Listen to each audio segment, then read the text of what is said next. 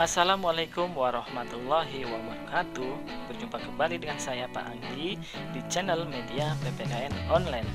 Nah, pada kesempatan kali ini kita akan melanjutkan pembahasan pada materi sebelumnya, yang mana pada materi sebelumnya di video pembelajaran PPKN kelas 12 sudah dibahas materi tentang pengaruh positif dan negatif kemajuan iptek dalam aspek politik. Sekarang kita masuk ke aspek ekonomi. Adapun indikator pencapaian kompetensinya, diharapkan nanti peserta didik dapat mengidentifikasi pengaruh positif dan negatif kemajuan iptek dalam aspek ekonomi. Dampak positif iptek dalam aspek ekonomi yang pertama, pertumbuhan ekonomi akan semakin tinggi. Yang kedua, persaingan dalam dunia kerja tentu akan semakin ketat, menuntut calon pekerja untuk memiliki skill dan pengetahuan. Ketiga, semakin maraknya penggunaan TIK akan semakin membuka lapangan pekerjaan. Keempat, mempermudah kegiatan promosi dan pemasaran suatu produk. Kelima, perusahaan dapat menjangkau pasar lebih luas karena pembeli yang mengakses internet tidak dibatasi tempat dan waktu. Keenam, harga barang lebih murah karena biaya operasionalnya tentu murah juga.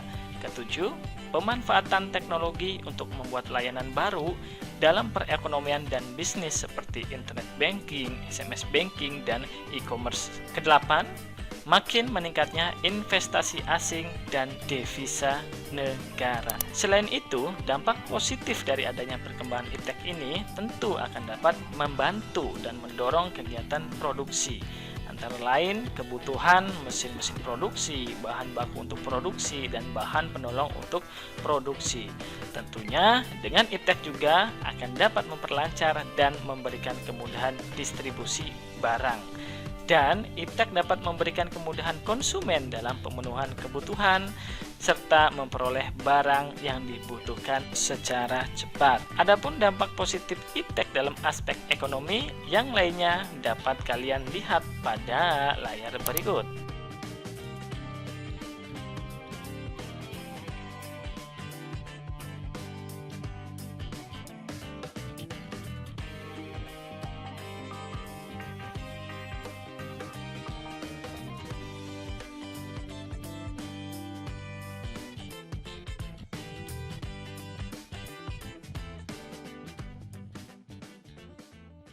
Selain dampak positif, tentu pasti akan ada dampak negatifnya. Berikut dampak negatif iptek dalam aspek ekonomi.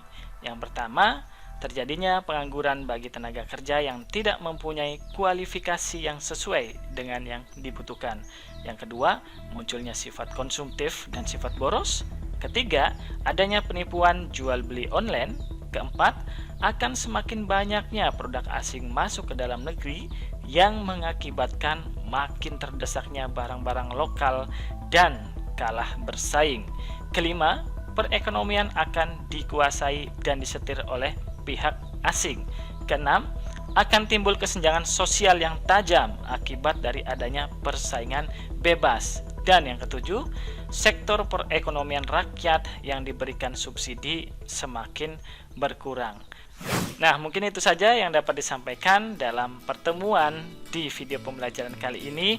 Next, kita akan lanjut pada video berikutnya dan akan membahas materi selanjutnya tentang pengaruh positif dan negatif kemajuan iptek dalam aspek sosial budaya. Terima kasih, sampai berjumpa pada video pembelajaran berikutnya. Wassalamualaikum warahmatullahi wabarakatuh.